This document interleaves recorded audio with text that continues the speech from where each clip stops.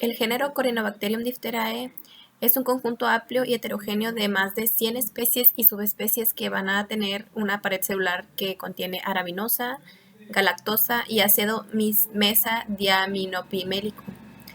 Y en la mayoría de las especies también va a tener ácidos micólicos de cadena corta. Las tinciones de Gram de estas bacterias van a revelar algunas agrupaciones y cadenas cortas de bacilos que tienen unas formas irregulares, más parecidos a un palo de golf. Estas bacterias son anaerobias o aerobias facultativas, son inmóviles y son catalasa positivas. Algunas de estas bacterias van a estar fermentando hidratos de carbono que van a producir ácido láctico.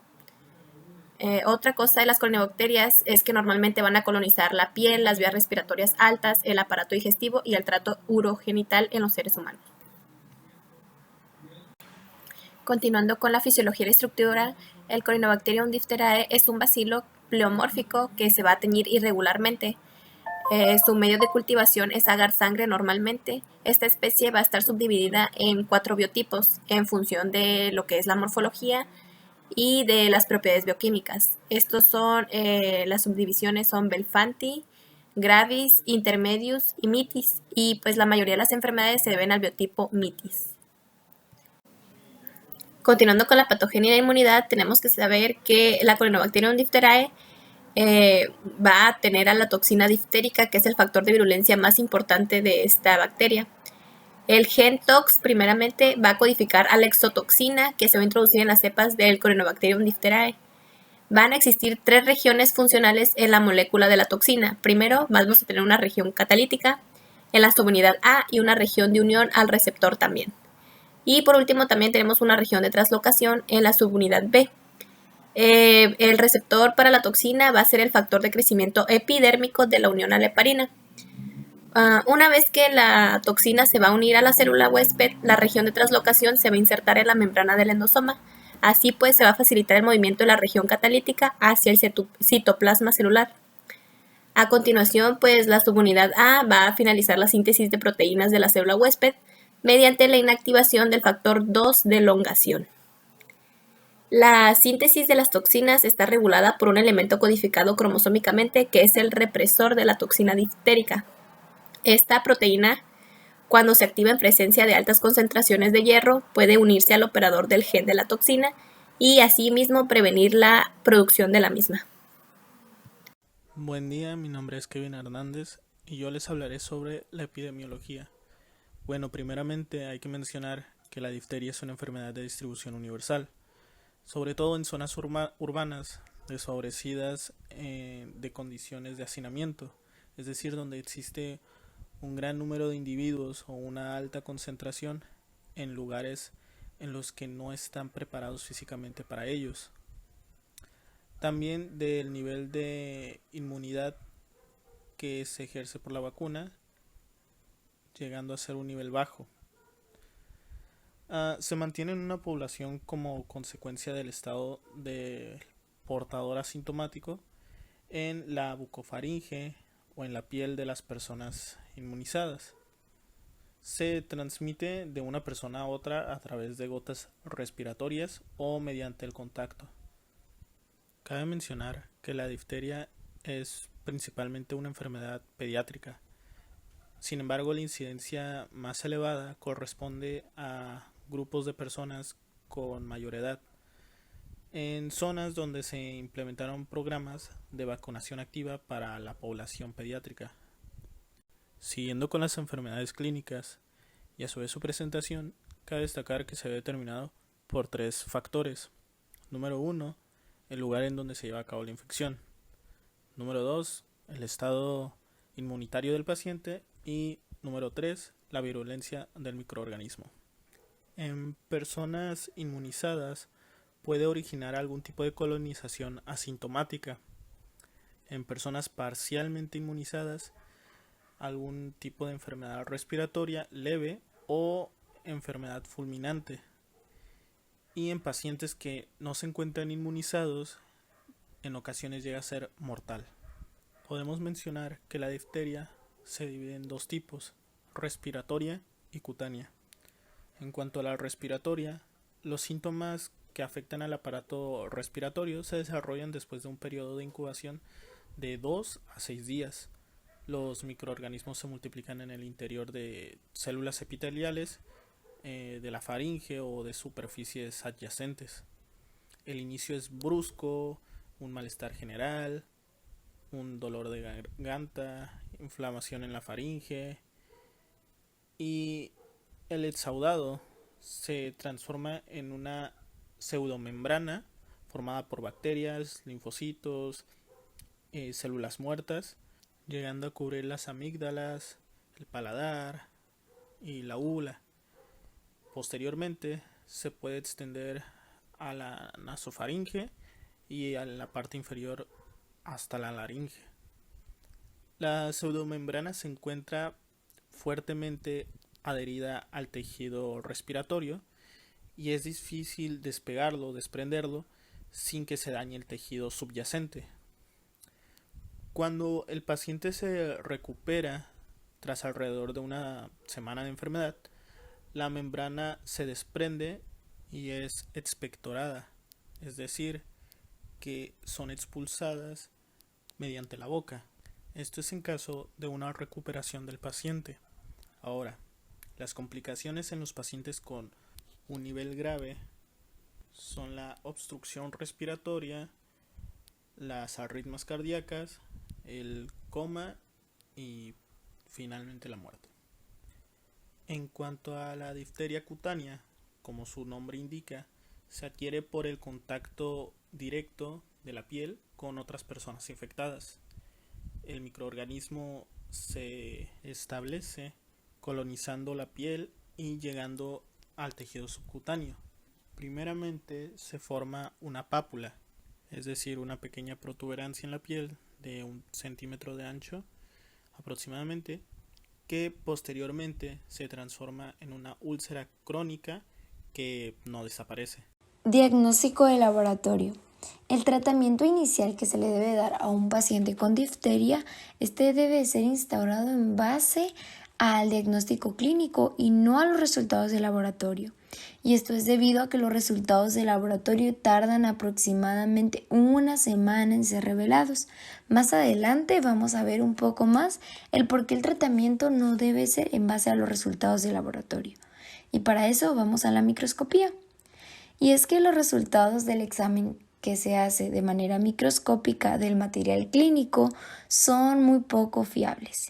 Y esto es debido a que han salido algunos errores o malas interpretaciones, y en especial en este tipo de ensayos, ya que se han descrito algunos gránulos que son metacromáticos en bacterias teñidas con azul de metileno.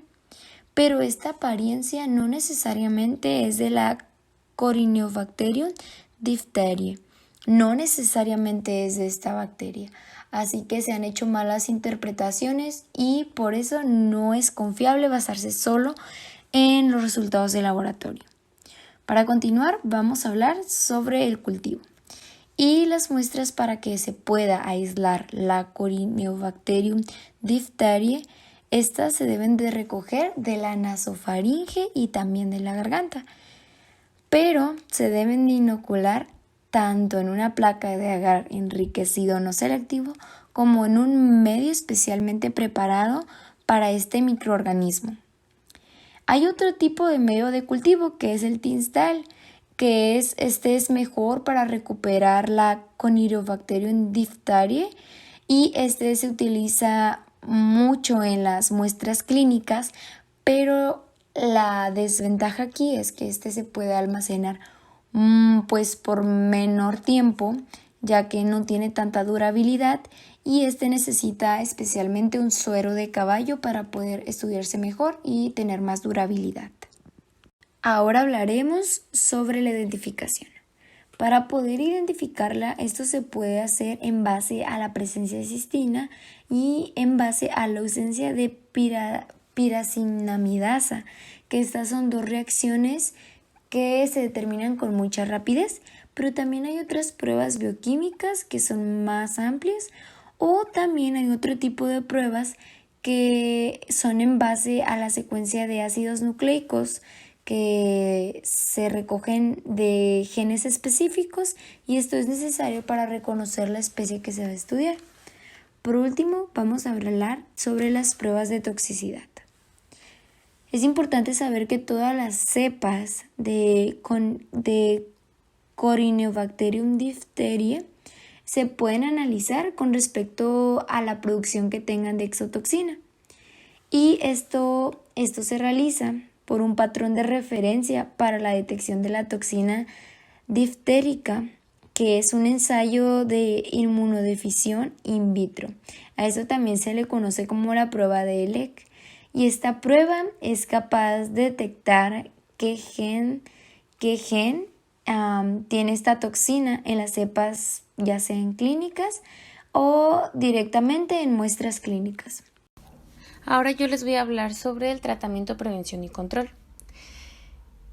En el tratamiento es importante la administración precoz de antitoxina diftérica para neutralizar lo que es la exotoxina antes de que se una a la célula huésped, ya que pues una vez que ésta se interioriza en la célula, pues es inevitable que ésta muera. Si una persona no sospecha que tiene difteria y la enfermedad progresa, se puede tratar con antibiótico, con penicilina o eritromicina, y así terminar con la producción de la toxina.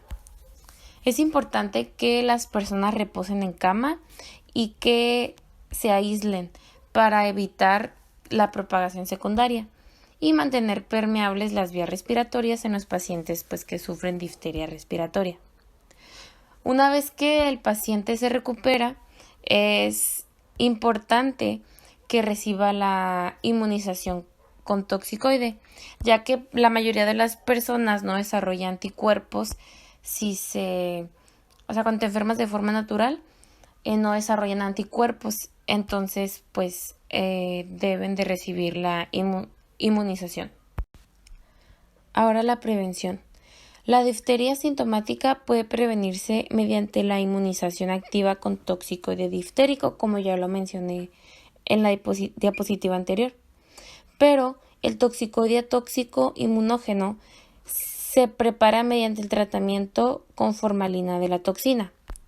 Inicialmente, a los niños se les administran lo que son 5 inyecciones de este preparado. Es en los 2, 4, 6, 15 y 18 meses. Y a los 4 y 6 años se les aplica otra dosis. Tras este tiempo, se recomienda que se aplique una dosis de recuerdo con toxicoide diftérico combinado con tetánico cada 10 años.